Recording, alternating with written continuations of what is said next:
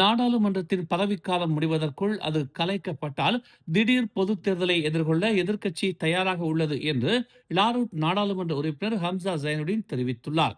எந்த நேரத்திலும் முன்கூட்டியே 16வது பொதுத் தேர்தலை நடத்த எதிர்க்கட்சியின் அமைப்பு தயாராக உள்ளது என்று எதிர்க்கட்சியின் முன்னாள் தலைவருமான அவர் தெரிவித்துள்ளார்.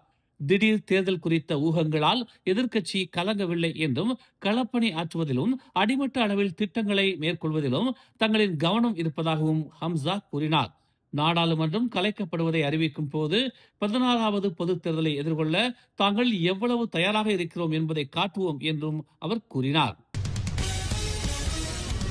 கடந்த வாரம் பினாங்கு பாயான் லெப்பாஸில் உள்ள ஜலான் லெபு புக்கிட் ஜம்புல் சாலையில் நிர்வாணமாக நடந்து சென்ற நபர் காவல்துறையினரால் பினாங்கு மருத்துவமனையின் மனநல பிரிவுக்கு அனுப்பப்பட்டுள்ளார். இச்சம்பவம் குறித்து வியாழக்கிழமை காலை புகார் பதிவு செய்யப்பட்டதாகவும் மனநலம் குன்றியதாக கூறப்படும் அந்த நபருக்கு சிகிச்சை அளிக்க காவல்துறையினரும் மருத்துவ உதவியாளர்களும் அனுப்பப்பட்டதாகவும் தீமோர் லாவுட் காவல்துறை துணைத் தலைவர் லீ ஸ்வி சகே கூறினார். சாலையின் நடுவில் நிர்வாணமாக இருந்த அந்த நபர் மருத்துவ உதவியாளர்களின் உதவியுடன் தடுத்து வைக்கப்பட்டார். பின்னர் அவர் காவல்துறையினரின் பாதுகாப்புடன் பினாங்கு மருத்துவமனைக்கு கொண்டு செல்லப்பட்டார்.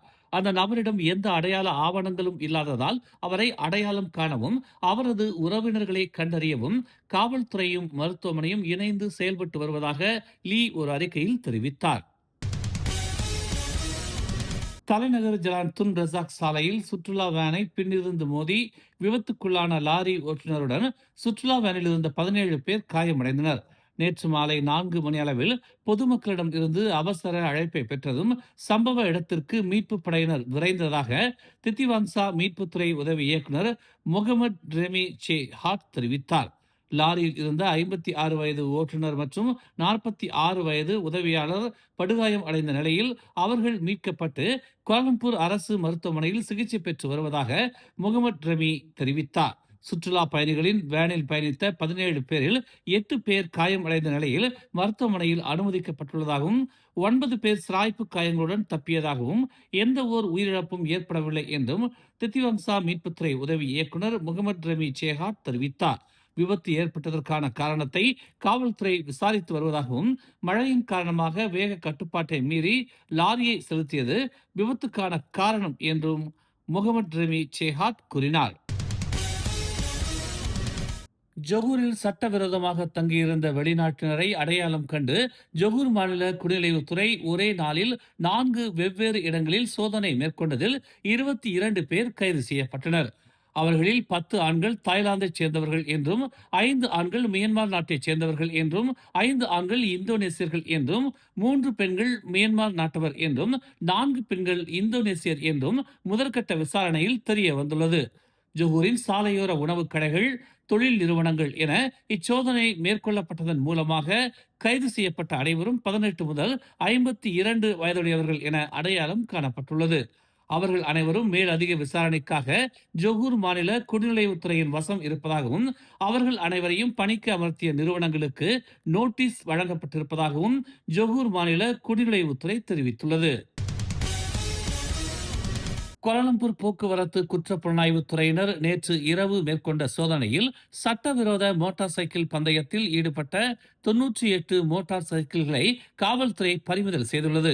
நேற்று இரவு 10 மணி முதல் காலை 7 மணி வரையில் சுமார் 750 மோட்டார் சைக்கிள்களை சோதனையிட்டதாகவும் 80 கார்களை பரிசோதித்ததாகவும் கோலாலம்பூர் போக்குவரத்து குற்றப்புலனாய்வு துறையின் இயக்குனர் முகமது ஜம்சூரி முகமது இசா தெரிவித்தார். மோட்டார் சைக்கிள் ஓட்டிகளில் 2 போதைப்பொருள் பயன்படுத்துவதை உறுதிப்படுத்தப்பட்ட பின்னர் அவர்கள் இருவரும் கைது செய்யப்பட்டுள்ளதாகவும் அவர் கூறினார். இச்சோதனை நடவடிக்கையில் மொத்தம் 750 சம்மன்கள் வழங்கப்பட்டிருப்பதாகவும் முகமது சம்சூரி முகமது இசா கூறினார்.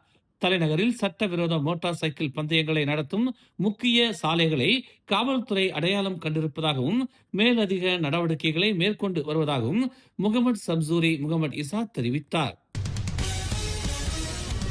சபா சண்டகான் கம்பவுண்ட் பஹாகியாவில் நேற்று அதிகாலை ஏற்பட்ட தீ விபத்தில் வீடுகளை இழந்த சுமார் 1000 குடும்பங்களுக்கு சபா அரசாங்கம் 2000 ரிங்கிட் சிறப்பு உதவியை வழங்கியுள்ளது. முதலமைச்சர் ஹஜிஜி நூர் இன்று காலை சம்பவ இடத்திற்கு சென்று அப்பகுதியை ஆய்வு செய்ததோடு பாதிக்கப்பட்டவர்களையும் சந்தித்தார். ஒவ்வொரு குடும்ப தலைவருக்கும் மாநில அரசிடமிருந்து 1000 ரிங்கிட் சிறப்பு உதவியும், சபா தேசிய நல சங்கத்திடமிருந்து மேலும் 1000 ரிங்கிட் வழங்கப்பட்டதாகவும் ஹஜிஜி கூறினார். மேலும் பாதிக்கப்பட்டவர்களின் உண்மையான எண்ணிக்கை குறித்த முழு அறிக்கை ஒன்று முதல் 2 வாரங்களுக்குள் எதிர்பார்க்கப்படுவதாகவும் அவர் தெரிவித்தார். பாதிக்கப்பட்டவர்களுக்கு புதிய வீடுகளை கட்டுவதற்கான அப்பகுதியை மறுசீரமைக்க செலவுகள் அதிகமாக இருந்தாலும் நில மீட்பு உட்பட பல திட்டங்களை தனது நிர்வாகம் பரிசீலித்து வருவதாக முதலமைச்சர் தெரிவித்தார். தீயில் சுமார் 1000 வீடுகள் எரிந்து சாம்பலானதை தொடர்ந்து 9000த்திற்கும் மேற்பட்ட குடியிருப்பாளர்கள் இடம் பெயர்ந்தனர். பாதிக்கப்பட்டவர்களுக்கு தங்குமிடம் அளிக்க 6 வெளியேற்ற மையங்கள் திறக்கப்பட்டன. இன்று ரோம்பின் கம்போங் பாங்கோங் அருகே ஜலான் ஈபாம் ரோம்பின் சாலையில் ஒரு மோட்டார் சைக்கிள் ஓட்டுநர் மீது வாகனம் மோதியதில் சம்பந்தப்பட்ட வாகனம் தீயில் எரிந்து நாசமானது. இச்சம்பவத்தில் மோட்டார் சைக்கிள் ஓட்டுநர் உயிரிழந்தார். காலை 6:30 மணியளவில் நடந்த இந்த சம்பவத்தில் தனியாக பயணித்த 37 வயது கைரோல் இஸ்மாயில் தலையில் ஏற்பட்ட பலத்த காயங்களால் உயிரிழந்தார். அதே சமயம் 69 வயது புரோட்வா அல்சா ஓட்டுநர் காயம் இன்றி தப்பினார். அல்சா வாகனமும் கைரோலின் யமகா வாகனமும் இபாமில் இருந்து ரொம்பினை நோக்கி ஒரே திசையில் பயணித்துக் கொண்டிருந்தன. விசாரணையில் அல்சா ஓட்டுநர் மோட்டார் சைக்கிளின் பின்புறத்தில் மோதியது தெரிய வந்தது. இந்த மோதலின் தாக்கத்தால் மோட்டார் சைக்கிள் ஓட்டுநர் சுமார் 35 மீட்டர் தூரம் வரை தூக்கி எறியப்பட்டார். அதே நேரத்தில் அவரது பைக் ஒரு பள்ளத்தில் விழுந்தது. அல்சா ஓட்டுநர் காயமின்றி தப்பினார். ஆனால் அவரது கார் தீயில் எரிந்து நாசமானது என்று மாவட்ட காவல்துறை தலைவர் ஷெரீப் ஷாய் ஷெரீப் மொண்டோய் தெரிவித்தார். மேலும் செய்திகளை தெரிந்து கொள்ள தமிழ் மலர் இணையதளம், தமிழ் மலர் செயலி மற்றும் மலர் டிவி யூடியூப் சேனலை வலம் வாருங்கள். எங்களோடு இணைந்திருக்க மலர் டிவியை பதிவு செய்து கொள்ளுங்கள். உறவுகள் மகிழ்ந்திட விருப்பம் மற்றும் பகிர்வு சேவையை சொடுக்கிடுங்கள்.